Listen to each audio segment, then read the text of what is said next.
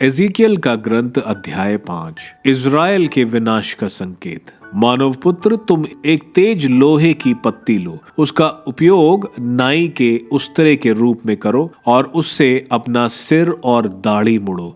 फिर तराजू से तौल कर केशों के भाग करो। तुम एक तिहाई भाग उस समय नगर के बीच जला दो जब उसकी घेराबंदी के दिन पूरे हो जाएं।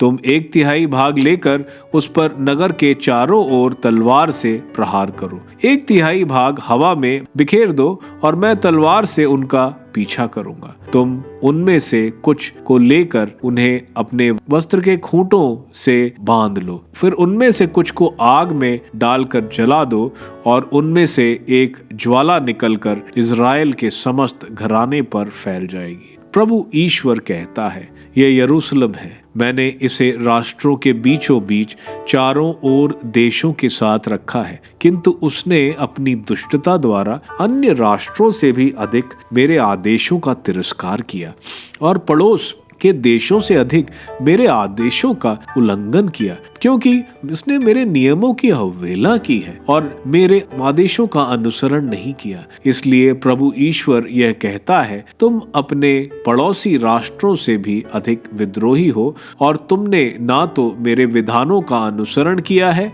और ना ही मेरे आदेशों का पालन किया है, बल्कि अपने पड़ोस के राष्ट्रों के रीति रिवाजों के अनुसार आचरण किया है। इसलिए प्रभु ईश्वर कहता है, देखो, मैं यहाँ तक कि मैं भी तुम्हारे विरुद्ध हो गया हूँ और मैं राष्ट्रों के सामने तुम्हारे ही बीच अपने निर्णय पूरा करूंगा। तुम्हारे घृणित कर्मों के कारण मैं तुम्हारे साथ वैसा व्यवहार करूंगा जैसे मैंने कभी नहीं किया और जैसा मैं कभी नहीं करूंगा। इसलिए तुम्हारे यहाँ पिता अपने पुत्रों को खाएगा और पुत्र अपने पिताओं को। मैं तुम्हें दंड दूंगा और तुम में जो बच जाएंगे उनको इधर उधर बिखेर दूंगा। इसलिए प्रभु ईश्वर कहता है अपनी शपथ, तुमने अपने घृणित मूर्तियों और घृणित कार्यों द्वारा मेरे पवित्र स्थान को अपवित्र किया है, इसलिए मैं तुम्हारा विनाश करूंगा।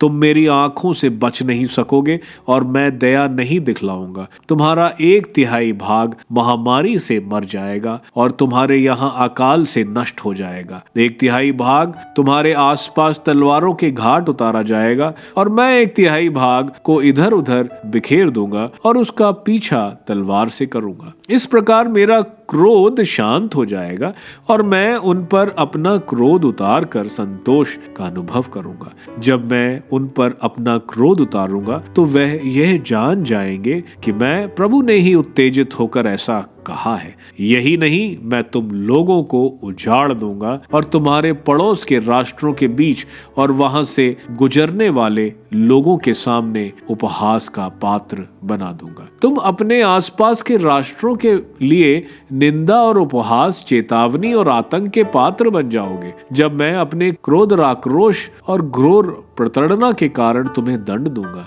यह मैं प्रभु ने कहा है। जब मैं तुम पर अकाल के घातक बाण, विनाश के भीषण बाण छोड़ूंगा जिन्हें मैं मिटा देने के लिए ही छोड़ूंगा, और जब मैं तुम्हारे यहाँ अकाल पर अकाल भेजूंगा और तुम्हारी रोटी का आधार तोड़ दूंगा, मैं तुम्हारे विरुद्ध अकाल और जंगली पक्षियों को भेजूंगा और वे तुम्हें निसंतान बना देंगे। तुम्हारे यहाँ महामारी और रक्तपात विचरण करेंगे और मैं तुम पर तलवार भेजूंगा। ये मैं प्रभु ने कहा है।